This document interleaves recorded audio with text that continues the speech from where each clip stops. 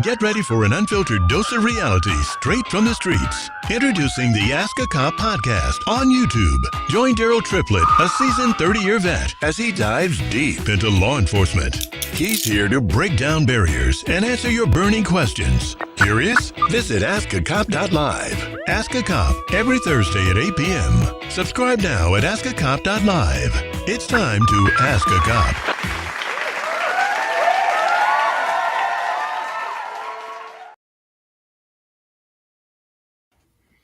And ladies and gentlemen, we are back with another wonderful episode of Ask a Cop. We have made it another season. Can you scooch over just a little bit, please? Yes. Y'all all know who this beautiful woman is right here to my right, your left. That is the one, the only, Lisa. Hi. Yay! Look at that. She finally made it, folks. Y'all didn't think I was married, probably. Y'all probably thought I made this woman up. Didn't know what was going on. We got a special surprise for y'all today. Lisa is on the line or in live in the studio with us here, people. We got a good show lined up for you today. Why police do what they do. And everybody knows the big misconceptions that plague the law enforcement community and some of the challenges that we have. And nothing keeps me grounded more than this woman right here to my right, your left. Because believe me, if I'm wrong about something, she is going to tell me that, you know what, you are wrong. Sometimes, even when I'm right, you're wrong. You're wrong. Sometimes I think she just likes to get under my skin. But anyway, y'all, we have a great show lined up for you today. So, I want you to go ahead and grab your favorite beverage, whatever that may be. Get your sticks, light them up, sit back, kick back, and relax. You got us for an hour. What can I say? As you can see, we are sporting our all-famous All Cops Ain't Bad shirts here. That we love this organization. It's such a good organization, and it's something that's never really been done before. But we've been doing All Cops Ain't Bad for about 6 years. About 6, and y'all got to excuse her because she lost her voice, and she did not want to do the show because she's like, they're not going to be able to hear me because I lost my voice. And so she's coming back from that or whatnot. So we really appreciate her attending the show with us. And so y'all, this is Lisa Triplett, my wife, and like I said, we got a good show for you lined up. So this is your first time ever doing the Ask a Cop show. Yes. She's watched it a lot. She's commented on it a lot. She's jumped my behind a lot when I got off the show. But this is her first time actually physically coming to the show and doing Being in front of the camera. Being in front of the camera, yeah. She's sort of a behind the camera girl. Yeah. We'll probably have upwards to 2,000 or so streams on here. But to get started, before we really jump deep into the show, tell these people about you, what you do, and all that other good stuff. So you're just going to throw me out there? Throw you out there. Exactly. That's how we do it on the Ask a Cop show. Well, like he said, I'm Lisa Triplett, wife of Daryll Triplett. We've been married for about 17 years. We've been together 20 years. We have 10 children together. We have 3 beautiful grandchildren. I am a business owner. I am a partner. I am everything that you can think I am. I'm a mama, a sister, a therapist. I'm all the above. Anything you want me to be right now, I'm going to be that for you. Oh, that is cute. But yeah, this is my girl. She's the one who really holds it down, to be honest with you guys. And like I said, I think that every cop needs that support system at home, to where if you're doing something left to center, someone that can sit here and tell you, and I'll look you right in the camera there and say that you should have some type of support system. Because we've talked about everything on this show, from officer-involved shootings to suicide to mental health, to bad cops, good cops, stuff like that. And a big grounding part of this is you have to have something. I've always said this since we've been together. You got to have something other than policing for my cops out there, right? I know when I was 21 years old, 30 in the waist.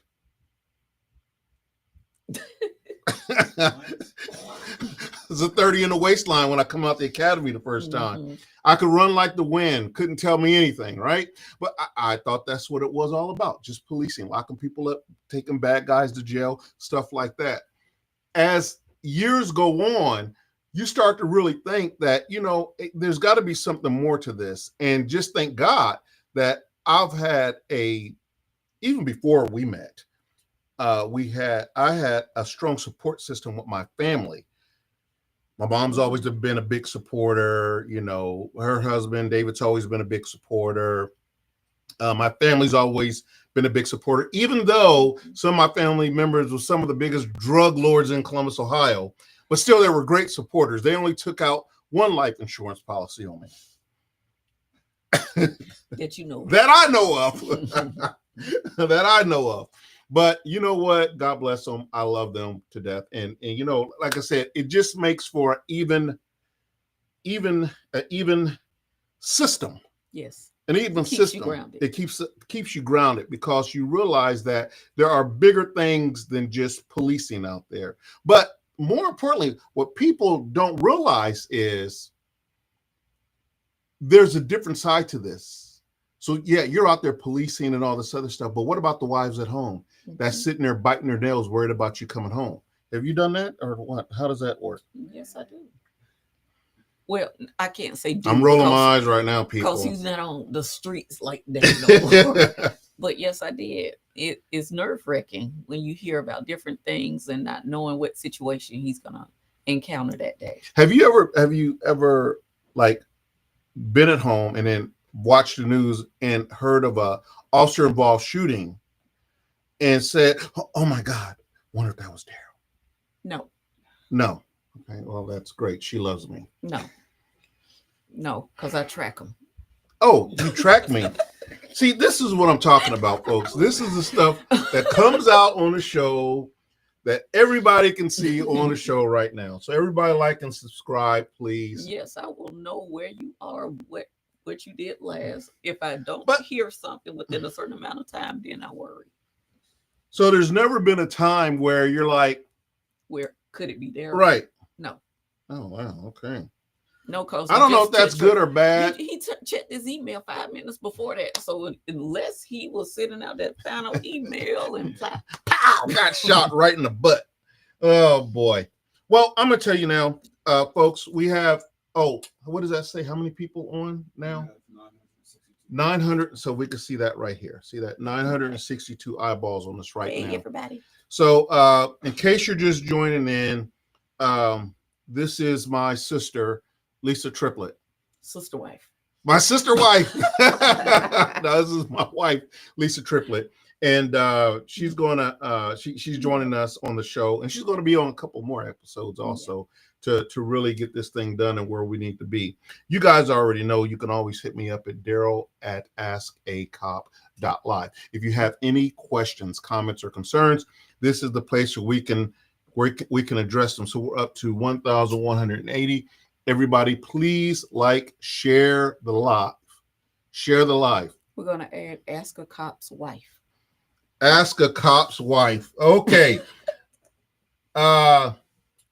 What is that? Who's that say? Who's that there? Latifa Aziz says, "Hey guys. Hey, how you doing, Latifa? How are you?"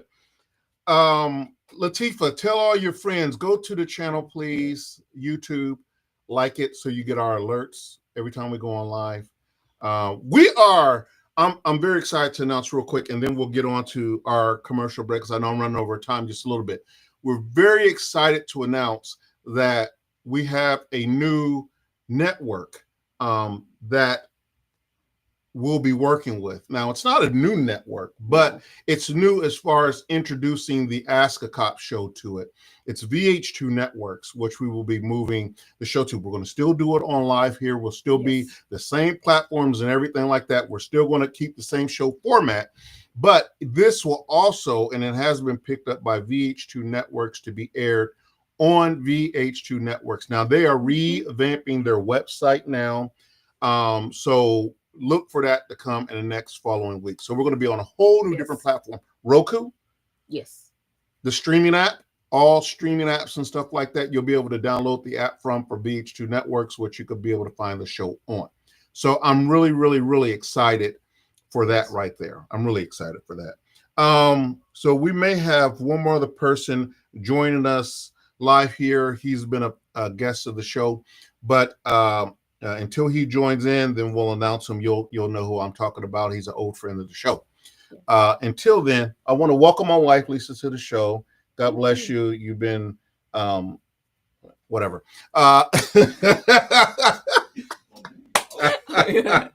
I love this woman here. Okay, we're going to be right back after this quick station identification. I don't know who still says that, but we got a quick commercial break. We got to pay some bills, folks, and we're going to be right back. Stay tuned. We're up to 2,036 people. Everybody like, share the live. We're going to be right back in about 30 seconds. With over 50 years of experience and a perfected 100% American-made manufacturing process, Tallman Pools sets the standard for excellence in fiberglass pools, spas, and tanning ledges. That's right, our pools aren't just pools, they're works of art. Meticulously crafted to bring beauty, relaxation, and endless enjoyment to your backyard. And when it comes to quality, Tallman Pools doesn't cut corners. Ready to take the plunge? Contact Tallman Pools today at 770-478-2257 or shoot us an email at contactus@tallmanpools.com. Visit us at 8993 Tara Boulevard, Jonesboro, Georgia 30236. Tallman Pools, where luxury meets craftsmanship. And ladies and gentlemen, we're back. We have a very special guest in studio. It's nice to meet you guys. It's nice to meet you too. This is my wife, Lisa. Everybody, this is the legend, the myth, Lisa Triplett, right here, live and in person. You can touch, feel her. This is Lisa right here. So she wanted to join us today on the show, and I'm very happy to have her. Right now, folks, we have about 2,300 people on our live stream right now, which is great. We appreciate you guys so much. So go ahead and like the channel and subscribe to the channel as always, folks. And comment, good, bad, or indifferent. Yeah, I mean, well, see, it's funny that you should say that because, and I know you watch the show about once a month. If he's more entertaining. Well, I try to be entertaining, but then there's all these rules that I can't do anymore. I can't cuss. I can't smoke my sticks. I can't drink my drink. This is because we're trying to get picked up by a big network. Hopefully some big network executive sees us and be like, oh, why have we never had a show where you can ask a cop something? I think we want to air this. So there's all these ridiculous things I can't do. And if you don't believe me, I still got my shot glasses right here. Believe me. So I would love to whatever. Okay, anyway, got a great show for you guys lined up today. We want to thank our sponsors, Tallman Pools. Tallman Pools have been so good to us. Yes, they have. I mean, when you're talking about someone that has supported us from day one, yes. I mean, no matter what we need from Tallman Pools, and God bless Ed, that's my buddy over there. He's the owner of Tallman Pools. Shout out to Ed and his crew. Because I love them all. It's my extended family. I don't even have a pool, Not yet. and not yet, not anymore. We used to have a pool. Yeah. We used to have a pool and everything, but we don't even have a pool no more. But Tallman Pool really, really, really supports us, and we thank him for that. So if you guys are ever in need of pool maintenance or installing pools or anything like that, please give Tallman Pools a shout out. Yes. They're very reasonable with prices, and more importantly than that, they're very, very good. Yes. I've seen these guys at work. They actually make the pools right there. They make the pools from scratch at fiberglass. It's a whole facility. Yeah, we went and we toured We toured the facility and everything, man. And let me tell you something. It's really good. I'm trying to figure out how to get in here more. I guess that way there's here. So okay, that's good there. So all right. So this is coming to the part of the show which I hate the most, and you know what part of the show this is. This is where we acknowledge our fallen heroes. And believe me when I tell you, ladies and gentlemen, there are nothing short of fallen heroes. Yes. These are the guys who have sacrificed their lives for you and I so we can walk around talking crap about the police and about this and that and all this other stuff. And these guys are heroes giving their lives for us while we sit at home and eat our popcorn and F the police this and F the police that. And these guys are out here giving their lives for us.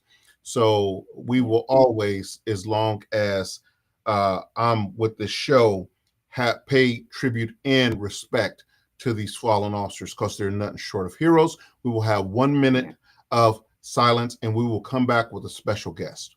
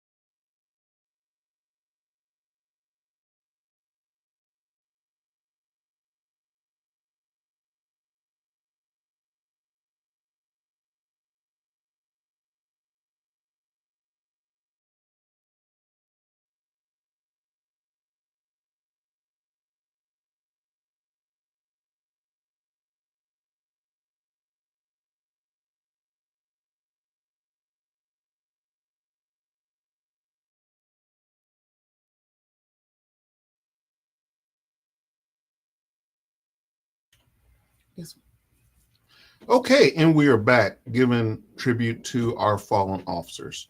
God rest their souls. And you know, I look at this very seriously because any one of these guys could have been me. Yes. Any one of these guys could have been me. You got a little crumb right there. There you go. You got it. Jesus Christ, yeah. Thank you. That's the one to call on. But any of these guys, any of these guys could have been me. And I thank God that so far, knock on wood, I've made it through it.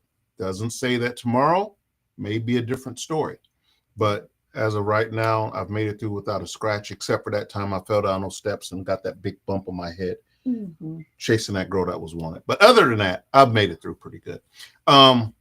So, ladies and gentlemen, we have someone special that is on the. Well, I don't know where he went. Where did our guest go? Okay. All right. Well, if our guests call back into the line here, we're ready for you whenever you are right here right now. And I'll text them real quick again. I'll say log in. Okay. All right. So again, I want to talk about today's show a little bit. Good evening, everybody. I'm new here. Thank you, James. Rest on God. Yes, I appreciate you, James. Thank you for the new people that's coming here. Thank you so very much. Like, subscribe, share, please. Today we're going to talk about why police do what they do. Now, the protocols and explanations. Now, this is really important because I know a lot of you think you know why police do what they do. But do you really have a clue why, right? And just seconds before this, we just showed you a video of people who've just given their lives for this job, and we still keep getting taken out. So we're going to talk about why we do what we do. So go ahead and bring on our special guest right now. See if we can get him on.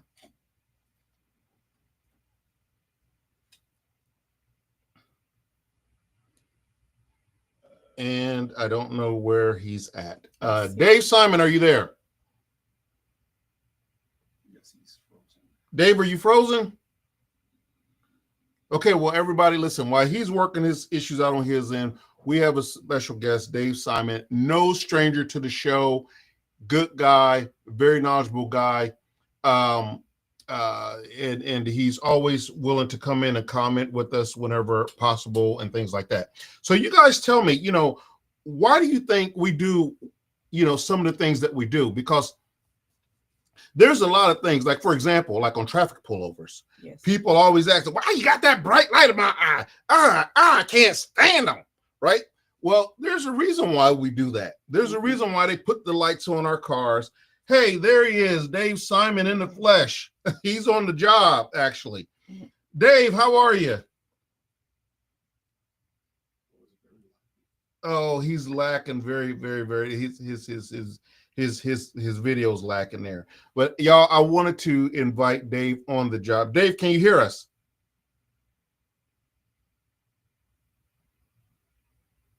Dave, can you hear us? Yeah. Thank you, Joy. Good to have you. Okay, so I want to hear, Joy, tell me, why do you think police do what they do? Like, for example, traffic stops, things of that nature. See if you can get them back. Dave, can you hear us? Dave, can you hear us? Okay, technical difficulties with that. That's okay. We'll get them on another time. We'll go ahead with the show. But why do police do what they do? Okay, everybody know, very dangerous job. We see it every single day, and I'll tell you the reason why. For example, like on traffic stops, stuff like that, we have to take weeks of traffic stops. Right, it's one of the fastest ways, other than domestics, that police officers get killed is on what we call, which there is none, routine traffic stops. Right. So why do we do what we do on that? But before that, I got a little friend I want to introduce you to. And I'm going to let old James here tell you just a little bit of my thoughts that's coming from my head, but from James's mouth. Go on the road, First James. things first, when you see those flashing lights, don't panic. Pull over safely as soon as possible. Use your turn signal, find a safe spot, and turn off your engine. This shows the officer you're complying and not trying to flee. Now, here's a big one. Never make sudden movements. Keep your hands visible at all times. It's tempting to rummage through your glove box for your license and registration, but always let the officer know what you're doing before you move. Reaching without warning can make the officer nervous, and that's something you want to avoid. Don't reach for items without informing the officer. Next, remember to stay calm. This is not the time to argue or escalate the situation.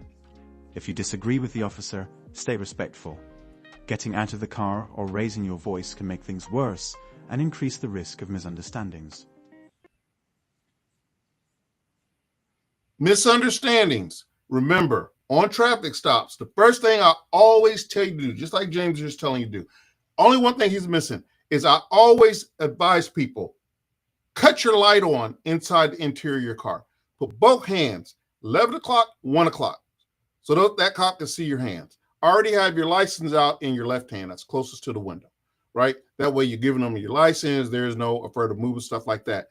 If the guy is on edge or if he's a prick to you or something like that, let it roll off your shoulder, because it ain't gonna, it just, if he's gonna give you a ticket, he's gonna give you a ticket. Get your ticket and go on about your day, right? No need to argue, go to jail, all that other stuff over nothing, right? Because the tickets can be argued in court. This is what we make court for, folks. On the side of the road is not the time to be doing this, like my wife does all the time. Follow the officer's instructions The carefully. mission is to get home If they ask safe. you to stay in your car, That's right. stay put. If they want your license and registration, provide them. Disobeying lawful orders can lead to more serious consequences. Now, let me talk about that for a second. Do you have to give me your driver's license when I pull you over? Yes. Okay. All right. If I ask you to step out the car, do you have to step out of the car? Yes. But why do you know that, though? Not because just you're married to a cop, but literally, would you have known that anyway? Yes. Why would he ask me that? Okay. But some people feel like, That they're being targeted. that they're being targeted, and I ain't getting out. I ain't getting out the car. I don't care what he say. I ain't getting out the car. Right. It is a legal request to have you be able to step out of the car. There's case law on that, what we call case law, right? So if officer asks you, hey, come out of the vehicle or whatever, you have to, by law, do it, right? If they tell you, driver's license registration, you have to provide it. There is no, I'm a traveling man and you are illegally doing blah, blah, blah, all the sovereign citizen stuff. That doesn't apply. Driving, because that's what we're talking about right now, is a privilege, not a right. Driving is a privilege. So when you get your driver's license, you're saying that I will abide by these rules. Simple, plain, and simple. Okay. Follow the officer's instructions. All right, go ahead. Another mistake, not being prepared. Have your license, registration, and insurance ready to hand over. If you don't have them on you, explain why politely, but don't take your time looking for them. You also have rights during a traffic stop, and it's important to know them. If an officer asks to search your vehicle, you have the right to refuse, unless they have probable cause. Okay, let's talk about that a second. If an officer asks you, if I walk up to your car and I say, hey, Miss Triplett, do you mind if I search your car? I smell an odor of marijuana and crack cocaine coming out your car. And then you say, I don't know. Can I refuse? I don't know. See, this is why we have this show. Okay, technically, yes, you can refuse. If I come up and say, hey, I smelling marijuana and coming out of your, crack has a very distinct smell to it. But if I say, hey, I suspect there's marijuana in the car, or I've stopped people with the marijuana joint right in their ear. Okay, that gives me probable cause to search your car, right? Okay, so if I have probable cause to search your car, then you can still refuse. But the only thing I'm gonna do, I'm gonna call a K9 to walk around your car, and if the K9 hits on your car, then that gives me probable cause to search your car. Okay. Now, there is a reasonable expectation and time limits there. So from the time, and the general rule is, from the time I pull you over and I say, hey, can I search your car? And you say, nope, I don't want you to search my car. I say, okay, no problem. I'm gonna get a K9 here. But the thing is, it cannot be an ordinary amount of time. In other words, it can't be 2 hours later, we're waiting on K9 to get here from the north side of town because of traffic. Doesn't work that way. If you can get the K9 generally there in the time of your traffic stop, it takes you to write the ticket out, and then they can, because you already have to be there, right? So, I don't know if the officer types extra slow or whatever, but until that K9 gets there, and then when that K9 gets there, that K9 can walk around your car. But what if there's no weed smell? Well, there may not be weed smell to you, but the officer may be able to smell weed. But like me, I know I don't smoke weed. I know my car don't smell like weed. Right. But you say it smell like weed. Right. So why? So that's a good question. So there's two things you can do. Either A, you can say, well, officer, look away. Ain't no weed in here, no drugs in here. Okay, because but it's still my privacy. Right, but it's still your privacy. Or you could say, no, I don't want you to, and call a K9. So if the K9 comes and sniffs around the car and doesn't hit on the car, you're free to go. But I feel like you're targeting me. Well, that's what we have complaint processes for. So then what you do, you file a complaint and all that other good stuff with the department that say that you felt like you were targeted and all this other stuff, and you explain your reason why. And you file your complaint that way. But that officer should have enough probable cause that he could write out on your citation that says, when I walked up to the car, I smelled a strong odor of marijuana coming from or about this car here. Now, maybe it was a car that drove by you, right? And it might have been that. It very well may have been. But don't be combative. To recap, keep your hands visible, stay calm, follow the officer's instructions, and be prepared. If you remain respectful and informed, you'll help ensure that the traffic stop goes smoothly. Above all, remember, a traffic stop is a stressful situation for everyone involved. Let's make sure we handle it the right way.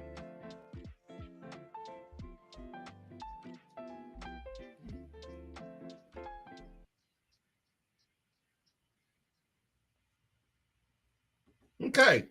So these are some of the things that traffic is a big deal because we do 50 quadrillion traffic stops a year with it. And most of these officers who've been shot and killed, heaven forbid, it comes from traffic stops because you're making them so often. The second one is domestic violence, is another high one where officers are injured in the line of duty. And there may be a reason why I may grab my gun and say, you keep your hands out your pocket or away from your pocket.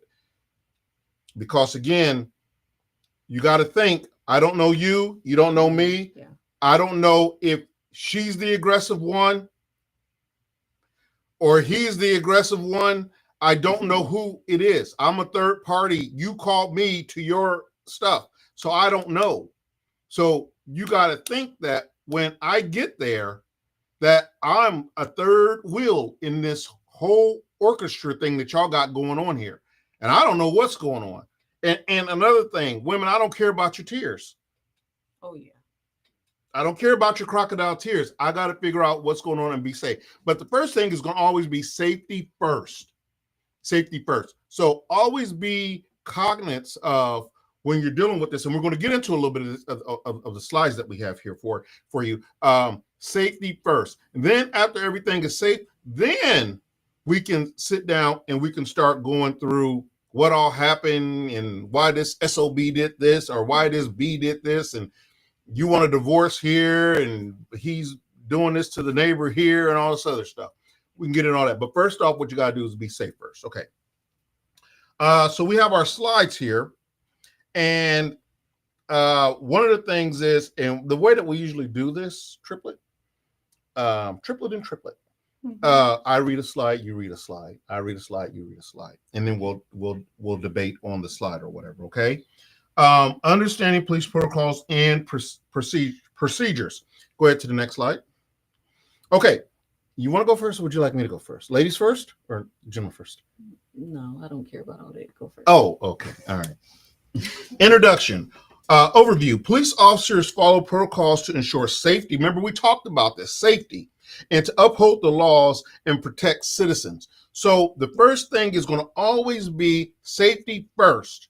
Safety first. Second one's going to be uphold the law. And the third one's going to be is always to protect the citizens first. Okay.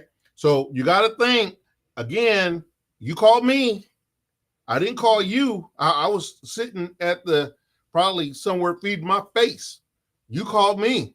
So, you're interjecting me into your personal business. Now, I will always say this here is that I've been called to the scene before and I don't see our comments on the side here, DJ, our producer here. I don't see our comments up. I've been called to scenes before and they will always say, hey, well, this, that, and the other, or whatever. And they don't understand that. Hold on. Yeah, there you go. That you call me, number one. And if you don't want me in your business, then don't call me. Mm-hmm. That's been my whole thing. I'm like, listen, you called me. So now that I get there and I see that he's got two black eyes where you done gave him two black eyes from a two-piece, I can't just go away now. So my whole thing is, if you ain't willing to go all the way with it, then just don't call the police, I guess. I don't know what to tell you. But once we're there, you have now invited us into your space, and we can't just uninvite ourselves because you tell us, never mind, don't worry about it anymore. It doesn't work that way. So be very careful. If you need 911, then God bless you, call 911. That's what we're there for.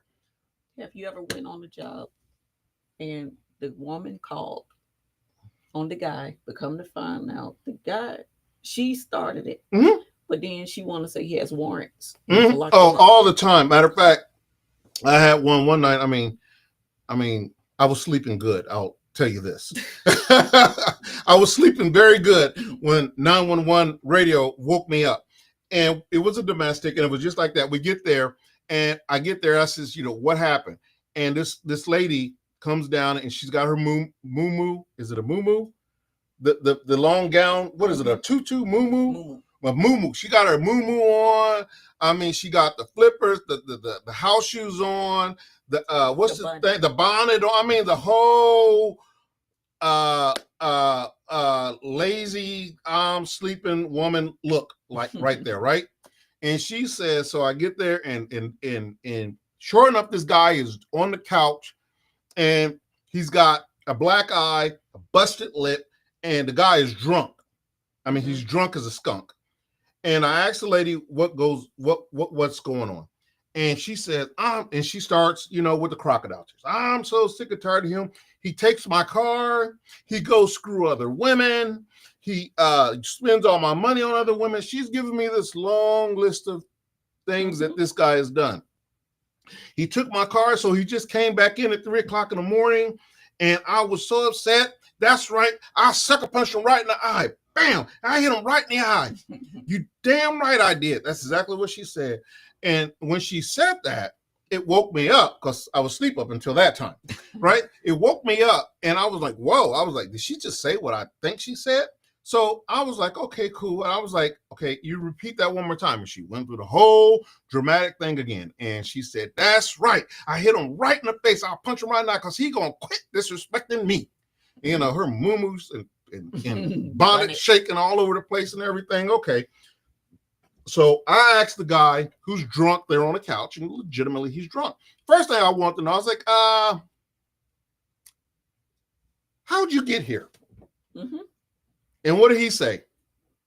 I drove. I said, okie dokie. There is another charge, technically, right? But I can't prove it because I didn't see him drive. I didn't witness him drive or anything like that. But I did scold him on that. Sober. He drove. Right. And he got drunk. No, he got drunk in the driveway, probably, right. So, okay. So we're talking and I hear his side of the story, and he's basically admitting to being a piece of crap. Right? He's admitting to being a piece of crap. And so I was like, okay, fine. I'm fine. So I said, okay, well, I said, ma'am, do you have anything else to say? No, sir. I want him arrested right now. I said, well, I got good news and bad news. When the cops tell you they got good news and bad news, you probably know it's not going to be good for you. I said, well, I got good news and bad news. Well, the good news is that he made it home in one piece. Well, what's the bad news? You're going to jail.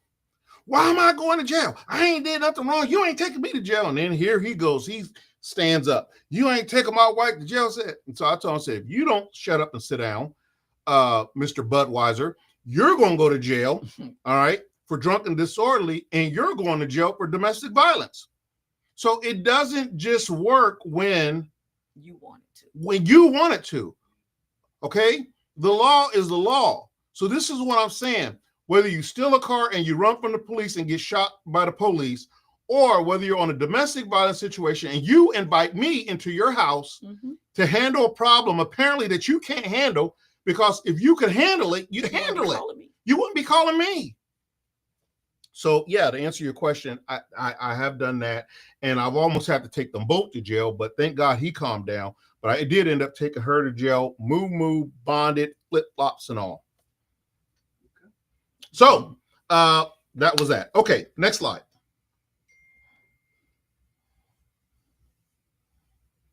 These protocols are based on legal standards, department policies, and community expectations. Right. So when we are doing our training, this is how we come up with our training thesis, manuals, practical exercises and stuff like that, supposedly, on protocols based on legal standards, what the law says we can do and what we can't do. Okay, let's break this down. Department policy, what our policy says that we can do. Some departments can chase, vehicle chase, right? Other departments cannot vehicle chase. It's a no-no. Okay. Right? So we look at what our department policy says, and someone who we work for is what our community expects of us. Do you expect to see your officers walking around smoking cigarettes and all this other stuff and, just doing the most? No, right? So it's about community expectations also. Okay. Next slide. Okay. Traffic stops. Let's talk about this one more time. Okay, key points of a traffic stops are they're one of the most common police and citizens encounters. All right, you got to think. I couldn't even imagine how many traffic stops are done in a day. It's a crap load of traffic stops that's done in a day. And I'm so grateful to God that we don't have more officers killed on traffic stops, because there are probably, I don't know how many traffic stops are done today. I'm gonna have to Google that one time. Producers, can you Google that for? Yeah. Don't worry about that. But I would really love to know that. If someone in the chat can Google that, how many traffic stops are done in a day in the United States? How many traffic stops are done in a day in the United States? And put it in the chat here. Put it in the chat, because you got to think, out of all the traffic stops that are done in a day, you know, you would think that there would be more officer involved shootings, and they're not. Thank God. Knock on wood. And I'm glad they're not. How many? 50,000 stops. About 50,000 stops a day. Totally more than 20 million stops annually. Okay, well, there you have it. So 50,000 a day, about 20 million annually. So that number there, and then you think about the officers that have paid the ultimate sacrifice. It's riveting, right? It's riveting. Okay, go on to the next slide. But you're saying it, they were saying 20 million annually, right? Mm-hmm. But as of 2024, 1.28, there was only 1.28 million sworn law enforcement officers serving in the United States. That's okay. That's a good point. That's a good point. Would you like to break that down, or would you like me to? Oh, okay. Listen to this. Over 20 million traffic stops a year. 20 million. But we only have 1.8 million law enforcement officers.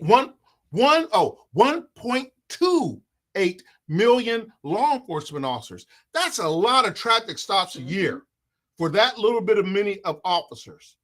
So think about it like that. Okay? So you got 1.28 million police officers that's trying to do a job, and they're making over 20 million traffic stops a year. Come on. Come on. We ain't going to always get it right as cops. I agree with that. Okay? But that's a lot of doggone traffic stops and a lot of moving parts right there. Okay? That's a lot of moving parts. Dave Simon, are you with us? Dave Simon, are you with us? Okay. All right. Okay. This one's on me. Is this one on you? No, that's on me. Okay. Traffic stops, actions. So the first thing the officer is going to do is going to ask you your license registration. We already went over this. You got to give it to him. Period, point blank. Thanks, Jacoby. Keep your driver's license visible. You remember your hands at 11 o'clock, hands at 1 o'clock. I cannot stress this enough. Right there, your hands, right? Keep your driver's license visible on your hands. The officer can approach from the driver's side or the passenger side based on traffic conditions and based on the reason for the traffic stop. Listen, if I see you in your mirror doing all this stuff, looking at me, stuff like that, right? Trying to find out where I'm at, doing all this stuff, looking back and stuff like that, I may go to your passenger side when I approach your car to just throw you off the grid of what I'm doing, you know? So yeah, so they could approach from either side. Go ahead, next slide. Key points. Officers are trained to use a range of responses. I'm like Burger King. Have it your way. All right. If you have gunplay, we're going to have gunplay. All right. If you have peace and tranquility, generally we're going to have peace and tranquility. If you have smart mouth and condescending, we're going to probably have smart mouth and condescending too. Right. So we're like Burger King. Have it your way. So keep it respectful, keep it peaceful. Mm-hmm. Even though I know nobody likes getting no ticket. Nobody does. But there's nothing you could do about it. Get the ticket and fight it in court. You don't have to like the police. Mm-mm. Do what you have to do. Make it home safe. Okay. Yes. Waiting on the producer. Gotta let it be known. Gotta let it be known here. Okay. Continuum range from verbal commands to lethal force. Now, let's talk about this for just a second. Go ahead and take it off for right now for Dave, because he's having some technical issues there. Yeah, Dave, can you hear us? Okay, go ahead and just remove it for right now. Okay, we're going to go from a range of verbal commands to lethal force. Now, the goal is to gain voluntary, the key there is voluntary compliance with as minimum force as necessary. So you're talking about, you wonder why you hear officers go, let me see your hands. Keep your hands where I can see them. Drop the gun. Drop the knife. Stop trying to get my gun. Hands off the gun. You know, stuff like that. That's because we are trained to use verbal commands. Now, a lot of people think that, well, you know, they're just being overzealous. Mm-hmm. They're just being stupid, trying to be macho, stuff like that. No. Because 90% of our stuff that we're doing is now what? Recorded. That recorded on body camera. So what you're doing is you're giving your future audience a glimpse of what you're going through that night. Okay? You're giving them a future glimpse of what you're going through that night. All right? Well, you know, the officer did say he had his hands on his gun trying to get his gun, or the officer did say, you know, hey, drop the gun or whatever, you know. So those are the type of things that we are trained to do and that we have to do. Okay, next one. Officers are trained to reduce tension during conflicts. Techniques include, next one. Go on to the next one. Active listening, empathy, slow down interactions, aim, resolve situation peacefully. Now let's talk about the first one here. There is a difference between listening and active listening. I'll give you an example. When I'm talking to my wife, I'm just listening. I'm not actively listening. Or when your husband asks you something and it goes in one ear and out the other. Or kids are talking in the background and you can tune them out. Right. So when she's talking to me, I'm listening. I'm just not actively listening. Until right? keywords. Right. Until keywords come in. Like divorce, or, half, or a slap in the back of the head. Then I switch to active listening. No, so seriously, folks. So when you are on the scene, and even this goes from police to civilian and civilian to police. Yes. Civilians have to actively listen also. Active listening is paying attention to what the other person is really saying. Mm-hmm. And not just, officer, okay, all right. No, and that could be the officer also. The people are explaining to you what's going on, and you're like, okay, all right, it's almost time for me to get off. No, active listening. Because what you could find out is the other person's armed.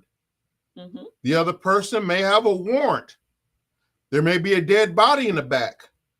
There may be another brother that the wife called to come over to kill the husband. There's a lot of things that you can gain from active listening. So active listening is very important. Empathy. You could take empathy. Why? Because I'm a woman? Yes, exactly. Bingo.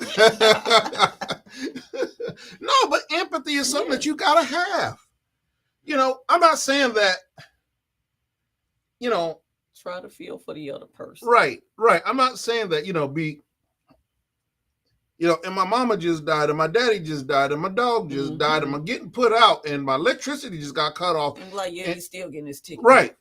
So, but see, it was something that but empathy doesn't mean that you still don't get the ticket. Empathy means that, oh my God, I'm so sorry to hear about that, everybody in your family dying. and I wish there was something I can do about that. But, you ran through 3 red lights back there and almost caused 3 accidents back there. So, I got to give you this citation. But, if there's anything else I can help you with, I'm happy to do that. But, oh, my God, you almost killed 3 people back there. Right. And I know you're going through it. I get it. I've lost people in my family. You see, empathy is being not necessarily given into them, but understanding them are the reasons why they may have broke the law. Not saying that it's justified to do it, though.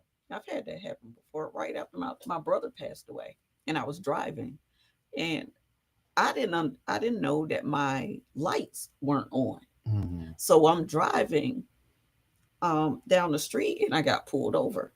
The cop stopped me. I told him what was going on. He said, "Turn on your lights. I'm not going to give you a ticket. Be careful and go where you need to go." Where he could have gave me a ticket, he didn't. Right. He saw that I was going through. He saw the tears. He saw that I was going through something emotionally, and he let me go on home. Right, because everything doesn't deserve a ticket, right? Especially if you're cool and it's no one gets hurt or no one was about to get hurt or something like that. In that case, yeah, absolutely. Hey, ma'am, I'm so sorry you're having this loss. Be careful. Get out of here. Something like that. That's all day long. Yeah. Now this is one that we talk about all the time, slowing down interactions. And what do you think that means? Slowing down interactions. What do you think that means? I don't know. I haven't really heard that one. Okay. Slowing down interactions mean we get a hot call, a guy with a gun or a woman with a knife or a guy with a knife or something like that. And everybody just goes rushing in, right? Just rushing in. Slow down your interaction with that person, right? Okay. So yeah, that person may be around the corner and you may be, know that he or she's around the corner. There's no need for us to go rushing around that corner right now, right? There's verbal commands that you can do. Hey, come out here and talk to me, blah, blah, blah, blah, blah, and slow down. I'm not here to hurt you. I'm not on anybody's side. Let's talk about this and see if we can't resolve this peacefully. Slow down the interaction. Aim to resolve the situation peacefully. Then that's exactly what I just said. We don't want to hurt nobody. I say all the time, we pray for peace, but we're prepared for war. We pray for peace, but we're prepared for war. Okay?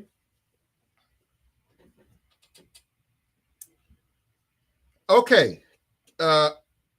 Key points. If an arrest must be made on probable cause or a valid warrant, protocols for arrest and procedures. Okay, key points. Arrest must be based on probable cause or a valid warrant. Now, probable cause, everybody knows what probable cause is, right? It's more than mere suspicion, but less than reasonable doubt. Okay. More than mere suspicion. Now, if you could find the terminology for that, there's law scholars that in this world that can't be able to determine that. More than mere suspicion, right? That means it's got to be more than just suspicion there, right? But less than actual fact. Somewhere in between there is probable cause. That's the gray line. That's probable cause. So, yeah, the 911 call said the guy who robbed the bank was in a red hoodie, black pants, white shoes, with a black ski mask on, with a 9mm in his waistband. And sure enough, you turn the corner and there's a guy there with a red hoodie on, black pants, white shirt, black mask. But what if he had all of that but a pink shirt? Well, again, there you go. Is that the gray line? That's the gray line. But that's a good one. To me, I still handle it as the same. Why? Because you could easily take off a shirt. Or people colored. Maybe the hair color's wrong, or maybe it's a white guy when they said it was a black guy or something like that.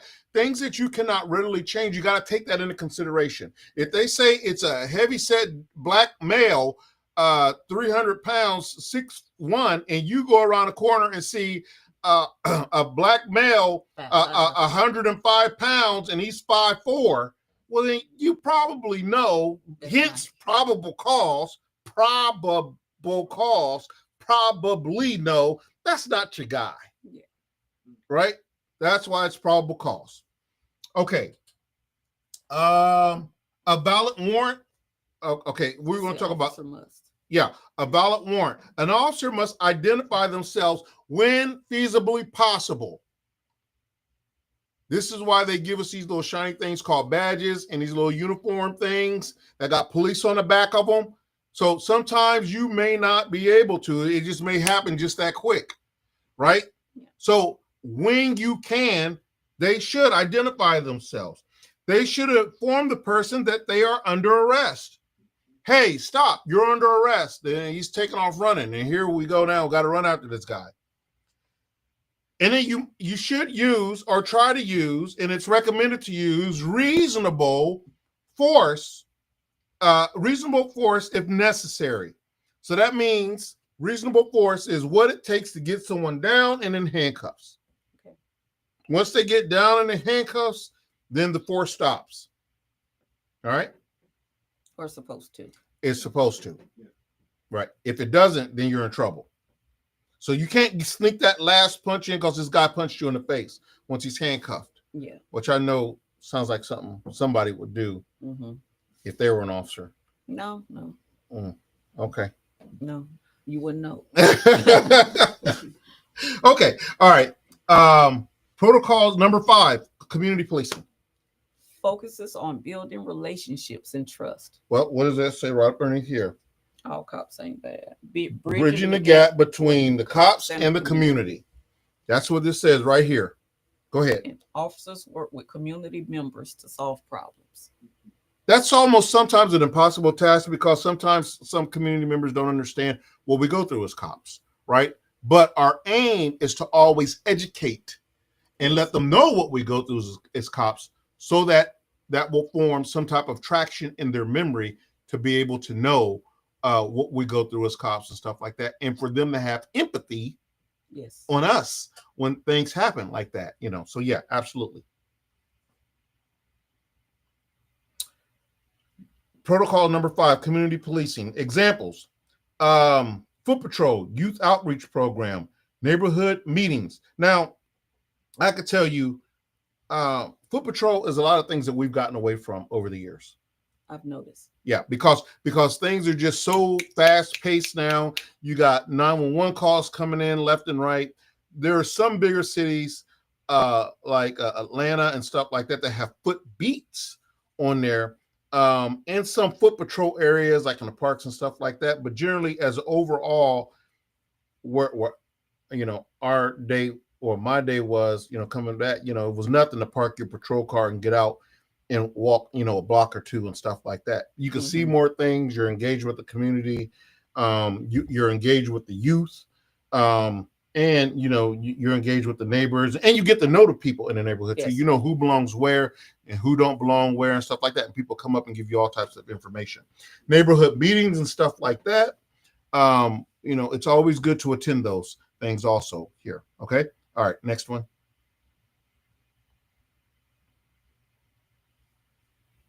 Why these protocols exist. Reasons: protect officers and the public and ensure constitutional rights are respected. Constitutional rights, very important. My officers already out here know that. Constitutional rights are very important. All right. I cannot tell you how many officers get jammed up violating people's constitutional rights. It happens. And we should deal with it as a community. We have a responsibility, a right to deal with it as a community. Because that's all a part of protecting officers and the public. And we have to uphold the Constitution. Okay? Maintain professional standards and accountabilities. Enhance trust and cooperation with the community. All right? That's a no-brainer. I know that a lot of the people that we deal with as cops out there are not professional. Guess what? They don't have to be. We're the ones who rose our hand and swore the oath to protect, to uphold the Constitution and stuff like that. They did not. So you're right. It's irritating. It's frustrating. It's nerve-wracking. It makes you angry. But there's nothing that says our citizens have to be professional. It's nice. It may get you out of a lot of trouble. It may get you out of that ticket. But there's nothing in the law that says that the citizens have to be nice to the police. Yeah. Right? It's hopeful. Mm-hmm. Hope. But there's nothing in the law that says that. Enhance trust and cooperation with the community. That works both ways. So when you are respectful and nice, it enhances trust and respect from the police to the citizens and the citizens to the police. Mm-hmm. Okay? It works both ways. That's what I keep telling my wife. Both ways. Works both ways, honey. Next slide.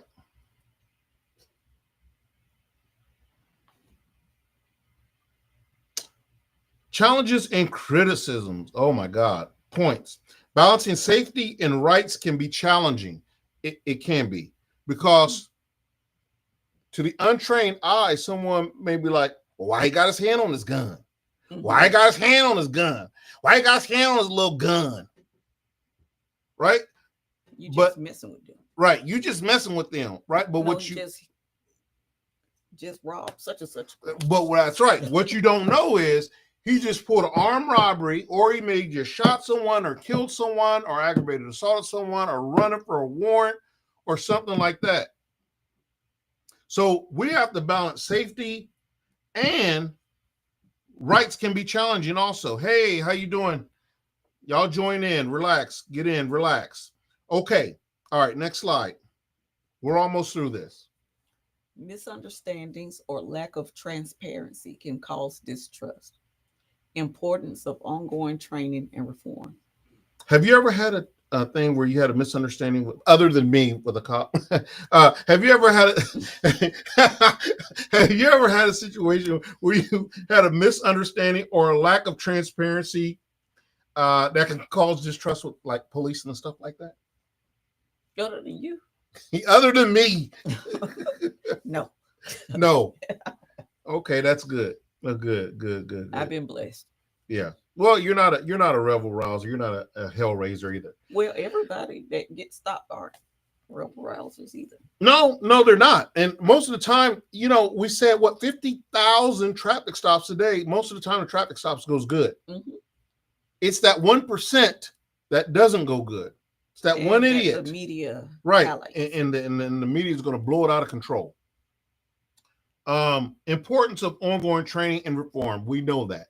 This is the reason why chiefs are not like they were back in the day, right? It's always reform. It's always ongoing police training. It's always a new law coming out. It's always a new this or that. Everything's so political. Well, everything is political. And I think that's sometimes part of the problem. Instead of just saying what it is, you have to be politically correct. Everybody's scared to say this, say that, all this other good stuff. Where I'd rather you just say it like it is and just be done with it. With me. No, everybody's so scared they're going to hurt somebody's feelings. Right. Not me. I know. And I'm going to say it. I love you, but blah, blah, blah, blah, blah, blah, blah, blah, blah. Okay. All right. 18. Summary. So in summary and conclusion, police follow these protocols to ensure safety, to uphold laws, and to strengthen relationships, folks.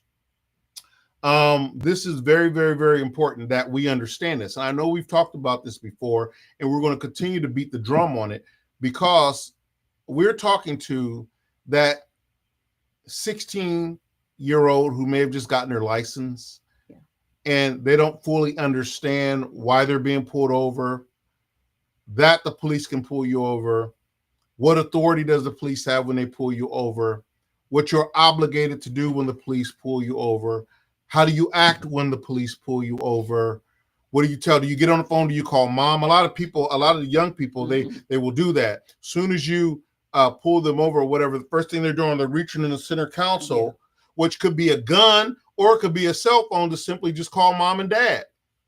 Some of them are scared. And they're petrified. They're petrified. The first thing I tell them is, look, I got 10 kids that look just like you. right? So I try to put them at ease right there, So, this is the reason why I pulled you over. And sometimes, I may let them call mom and dad. I may not. Mhm. Just all depends on their attitude, depends on the traffic stop, depends on, how I'm feeling. So, but believe me, my mom used to always say you can catch more bees with honey than you can with vinegar. You can catch more bees with honey than you can with vinegar. Yes. Right? Just be nice. Last slide. Okay, go ahead. Conclusion. Understanding them helps bridge gaps between officers and the community. We support allcopsaintbad.org. Right. So, folks, it is very crucial and important for us to realize that why these soldiers, officers are out here doing their job. These guys are just doing a job. And I got to tell you something. I've had people say, well, yeah, he had a gun, but he didn't point it at the officer. Well, hold on now. I tell people all the time, there's nothing in the law that says I got to let you shoot me first. Like you signed up for it. That's the right. thing. Or you signed up for it. You signed up to get killed. I ain't signed up to get killed. Nothing. Okay. My mom's on. I got my wife and my mom on here. Look at this. I'm on, son. I was on the wrong one. Oh, you was on the wrong channel. Okay. All right. Well, I'm glad you're here, Mom, and thank you for joining us. Say hi to your mom. Yeah. Okay. You see, I got old Lisa with me today. So, but no, there's nothing in the law that says I gotta wait for you to shoot me first. Nothing in the law that says that. And we got to be very, very, very careful when we go passing judgment like that, because a lot of times these things happen quick, within seconds, and the shooting's over with. Mm-hmm. Shooting's over with. So you got to be cognizant of what you're doing, and you are responsible for your own actions, whether you are 15 years old or 55 years old. Mm-hmm. You are responsible for your own actions and everything else in between. Why you put me on blast? I don't even know. How do you even know what blast means? Okay, that's what I want to know. But I'm glad you're here, though. I'm finally glad that you finally got a chance to log on. And I know seeing Lisa is a big surprise. This is her favorite daughter-in-law. At least that's what she tells me. But no. We're glad to have you. I love you, Mom. So, or they forget that cops have families too. Oh, absolutely. And that's why I love my mom logs on. I love to have you on. I love to have my kids on and stuff like that, because believe it or not, we got people we got to go home to. We got responsibilities too. We want Christmas. We want birthdays and holidays and stuff like that too. This job, yeah, no. So understand this here. You're going to get what you get. All right. So just don't act stupid. Listen, I understand you have a warrant. You don't want to go to jail today. Mm-hmm. I get all that. So you're going to run, you're going to act a fool. Only thing you're doing is compounding your issues. That's all you're doing. Now that one charge turned to 5. 5 charges, and probably a murder charge where you go through an intersection and hit an innocent person. Yeah. I've seen that happen so many times before. So my thing is this here. I understand you don't want to go to jail, criminal. I understand that you got the warrant and you don't want to go for whatever reason. I get it. All right. I get it. But think of the consequences. Okay. Think of the consequences, because someone made you mad and you're going to pull out your gun and you're going to spray up the place. Then you shoot a little 2-year-old in the back of the car while his mom's in the store paying for the gas, in the back of the head. Think about it.